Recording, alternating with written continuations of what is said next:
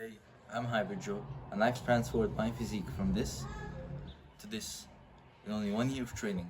And in this video, I'll give you an updated version of my previous guide on how to do an L-sit. Now let's start off by introducing to you what is an L-sit. An L-sit is a beginner to intermediate calisthenics move that is dependent on core strength and hip flexors. So of course, if we're gonna need to learn this skill, we're gonna have to strengthen these two parts and untighten them. Now there are two main issues that prevent people from doing an L-sit. One of them is weak core strength and the other is tight hip flexors.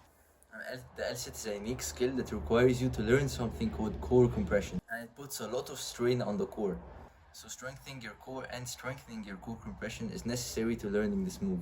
Now to do this, you actually have to start training abs, implementing core workouts into your routine. There's one key exercise that will help you unlock the L-sit, because it targets all of the necessary parts, and that is the seated pike leg lifts. Basically, it's an exercise where you have to lift your legs off the ground in a certain way that makes you learn core compression, and while at the same time it heavily targets the hip flexors and your core. This is basically your go-to exercise to learn the L-sit.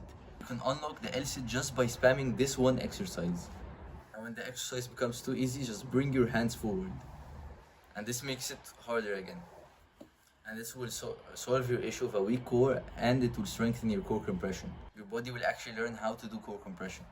If you feel like your legs are gonna cramp when you're attempting an L-sit, that's because of tight hip flexors. The most straightforward way to fix them is just by stretching them out. There are many stretches for this, but the main ones I use is a rectus femoris stretch and a lunge stretch. I'll show them on the screen now, but these stretches are very nice to untighten your hip flexors. Another tip I add is actually having a stretching routine pre and post workout.